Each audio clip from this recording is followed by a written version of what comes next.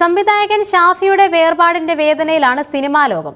പേര് കേട്ടാൽ തന്നെ ചിരി ഓർമ്മകളുള്ള ഒരു കൂട്ടം ഹിറ്റ് ചിത്രങ്ങൾക്കൊപ്പമാണ് ഷാഫിയുടെ ഓർമ്മകൾ ഇഴചേരുന്നത്. കല്യാണരാമൻ, മേരിക്കുണ്ടൊരു കുഞ്ഞാട്, ടു കൺട്രീസ് തുടങ്ങിയ ചിത്രങ്ങളിലെ രംഗങ്ങൾ ചിരി തൂകി പടർന്നതിന് പിന്നിൽ ഷാഫി എന്ന സംവിധായകന്റെ മികവായിരുന്നു. 1968 ഫെബ്രുവരിയിൽ എറണാകുളം പുല്ലേപ്പടിയിലെ കറുപ്പനൂപ്പിൽ തറവാട്ടിലാണ് റഷീദ് MH എന്ന ഷാഫിയുടെ ജനനം. പിതാവ് MP ഹംസ, മാതാവ് നബീസുമ്മ.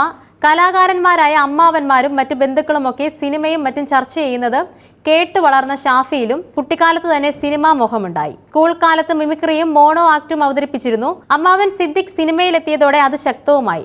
സഹോദരൻ റാഫിയുടെയും അമ്മാവൻ സിദ്ദിഖിന്റെയും പാത പിന്തുടർന്ന് സിനിമയിലെത്തിയ ഷാഫിയും ചിരിയുടെ ട്രാക്കിലാണ് വിജയം കണ്ടത്.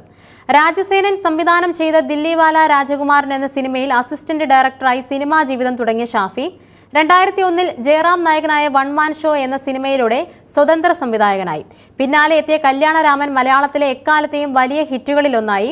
മായാവി, തൊമ്മനും മക്കളും, പുലുവാൽ കല്യാണം, മേരിക്കുണ്ടൊരു കുഞ്ഞാട്, chocolate, makeup man, Chattambinadu, two countries തുടങ്ങി ബോക്സ് ഓഫീസിൽ പണക്കിലുക്കവും പ്രേക്ഷകരിൽ ചിരിക്കുലുക്കവും സൃഷ്ടിച്ച ചിത്രങ്ങളുടെ പരമ്പരയാണ് ഷാഫി സമ്മാനിച്ചത്.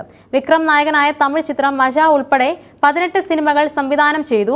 2022 പുറത്തിറങ്ങിയ ആനന്ദം പരമാനന്ദമാണ് അവസാന ചിത്രം. തിരക്കഥാകൃത്ത്, നിർമ്മാതാവ് എന്നീ നിലകളിലും ശ്രദ്ധേയനായിരുന്നു.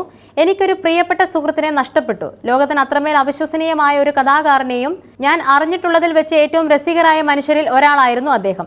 ജീവിതത്തിലെ ഏറ്റവും ലളിതമായ നിമിഷങ്ങളിൽ സൗന്ദര്യം കാണാൻ സാധിച്ചു. അദ്ദേഹം ഇനി നമുക്കിടയിൽ ഇല്ലായിരിക്കും. പക്ഷേ നമുക്ക് നൽകിയ ചിരി കൊണ്ടും വൈകാരികത കൊണ്ടും ഓർമ്മകൾ കൊണ്ടും ഷാഫി എപ്പോഴും ജീവിക്കും. ഒരിക്കലും മറക്കില്ല. പ്രശസ്ത നടൻ വിക്രം കുറിച്ച് ശ്രദ്ധാഞ്ജലിയിൽ എല്ലാം അടങ്ങിയിരിക്കുന്നു.